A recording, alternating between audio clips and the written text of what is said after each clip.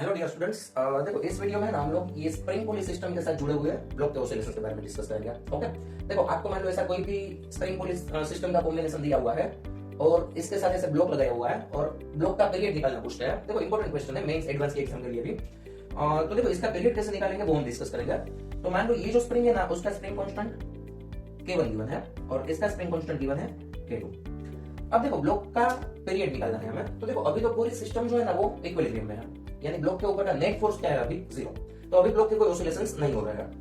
But हम क्या करेंगे, ब्लॉक को पुल करेंगे थोड़ा सा x जितना। मान लो ब्लॉक को हम लोग x जितना पुल करते हैं तो क्या होगा, ब्लॉक का जो मास था ना mg उसको पहले टेंशन फोर्स बैलेंस कर रहा था, लेकिन अब क्या होगा, हम इसको और ज्यादा पुल करेंगे तो ये दोनों स्प्रिंग का एक्सटेंशन होगा, जिससे क्या होगा टेंशन फोर्स यानी रिस्टोरिंग फोर्स वो इंक्रीज हो जाएगा।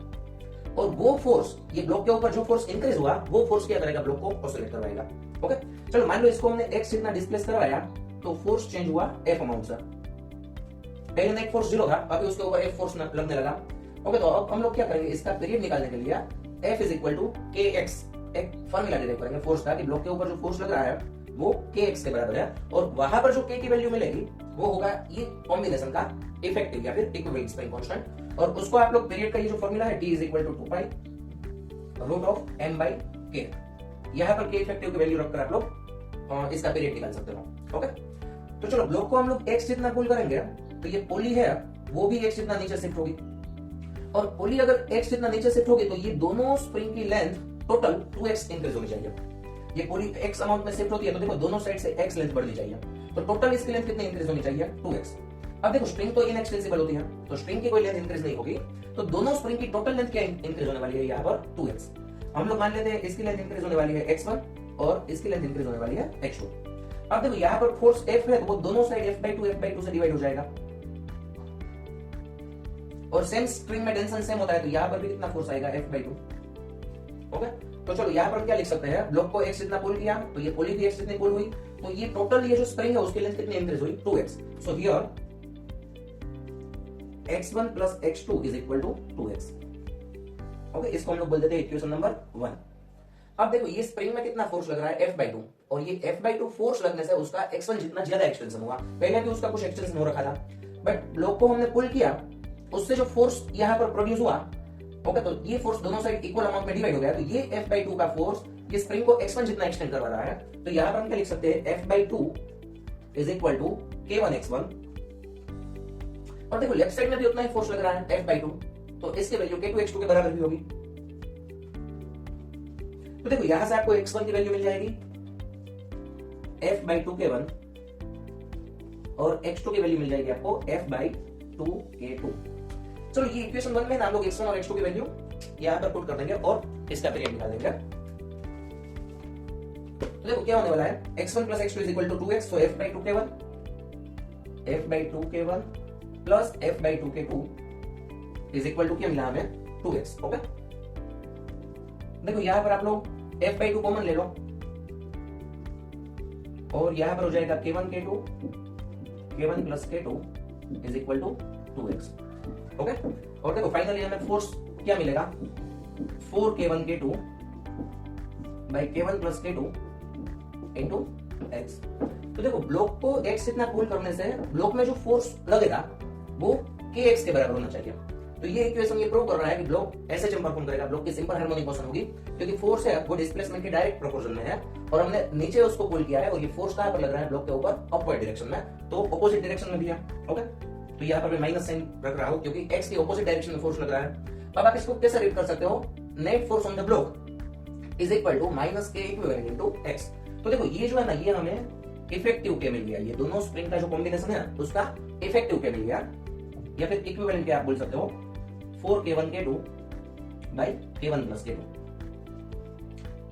और आपको पीरियड मिल जाएगा 2 pi under root of m by K effective. Okay, m वहां से ब्लॉक का capital M by K effective है 4K1 K2 upon K1 plus K2। Okay, तो ये क्वेश्चन में ब्लॉक का पीरियड ये मिलेगा। ओके, देखो और एक क्वेश्चन हम लोग डिस्कस करते हैं ताकि आपको ठीक से इसकी प्रैक्टिस हो जाए। अब देखो हम ये प्रॉब्लम में ये ब्लॉक का पीरियड निकालेंगे। देखो मान लो इसका स्प्रिंग कांस्टेंट गिवन है K1 और इसका स्प्रिंग कांस्टेंट गिवन है K2। देखो इनिशियली तो आप कुछ भी नहीं कर रहे हो तो ब्लॉक इक्विलिब्रियम में है, यानी अभी उसका कोई ऑसिलेशंस नहीं हो रहा है, बट क्या होगा, हम इसको x जितना पुल करते हैं। ओके, तो x जितना पुल करने से क्या होगा, दोनों स्प्रिंग की लेंथ इंक्रीज होगी, तो वहां से रिस्टोरिंग फोर्स आएगा। तो मान लो ब्लॉक के ऊपर फोर्स आ रहा है F। अब देखो ब्लॉक को हम लोग x जितना पुल करवा रहे हैं, ये पुली जो है ना, ये वाली पुली वो x/2 अमाउंट से नीचे आएगी। और अगर ये पुली x/2 अमाउंट से नीचे आएगी तो उसका मीनिंग क्या हुआ, ये दोनों स्प्रिंग की टोटल जो लेंथ इंक्रीज होनी चाहिए वो x/2 होनी चाहिए। ओके, तो देखो मान लो इसकी लेंथ x1 अमाउंट से इंक्रीज हो रही है और इसकी लेंथ x2 अमाउंट से इंक्रीज हो रही है, तो यहां पर क्या होना चाहिए, x1 plus x2 is equal to x/2। Okay, इसको हम लोग बोल देते हैं फर्स्ट इक्वेशन। अब देखो यहां पर जो F है तो यहां पर भी F होगा, सेम स्ट्रिंग में टेंशन सेम होता है, तो यहां पर भी F ही होगा। तो देखो ये पुली के ऊपर कितना फोर्स लग रहा है, दोनों साइड से F डाउनवर्ड, तो यहां पर फोर्स लगेगा 2F। और ये पुली के ऊपर दोनों साइड से F फोर्स लग रहा है अपवर्ड, तो यहां से फोर्स लगेगा 2F। ओके, चलो, तो ये स्प्रिंग का एक्सटेंशन हो रहा है x1, उसका स्प्रिंग कांस्टेंट k1 है और इसके ऊपर फोर्स लग रहा है 2F। So 2F is equal to k1 x1 is equal to, यहां पर भी 2F is equal to k2 x2। Okay, तो यहां से आपको x1 की वैल्यू मिल गई 2F अपॉन k1 और x2 की वैल्यू मिल गई यहां से 2F अपॉन k2। ये दोनों वैल्यूज हम लोग इक्वेशन 1 में रख दे रहे हैं, तो x1 है 2F upon k1 plus x2 है 2F अपॉन k2 और राइट साइड में है x/2। तो देखो यहां से हमें मिल जाएगा 2F into k1 plus k2 by k1 k2 is equal to x/2। Okay, तो यहां से आपको फोर्स मिल जाएगा k1 k2 by 4 into k1 plus k2 x। Okay, तो देखो ब्लॉक के ऊपर जो फोर्स लग रहा है F, वो उसका डिस्प्लेसमेंट x है उसके डायरेक्ट प्रोपोर्शन में है, और x हमने नीचे करवाया, फोर्स ऊपर लग रहा है, तो ये भी रिस्टोरिंग फोर्स हो गया और ये हो गया effective k। Okay, k effective k1 into k2 by 4 k1 plus k2। बस ये k इफेक्टिव की वैल्यू आप पीरियड के फॉर्मूला में रख दोगे तो ये सिस्टम का आपको पीरियडिक टाइम मिल जाएगा। ओके, तो देखो इस टाइप के सारे प्रॉब्लम्स आप लोग ये मेथड से कर सकते हो, और इसके ना एक शॉर्टकट ट्रिक भी है, इसका भी मैंने एक शॉर्ट वीडियो बनाकर अपलोड किया हुआ है, वहां से आप इसकी ट्रिक देखकर भी ये प्रॉब्लम सॉल्व कर सकते हो। ओके।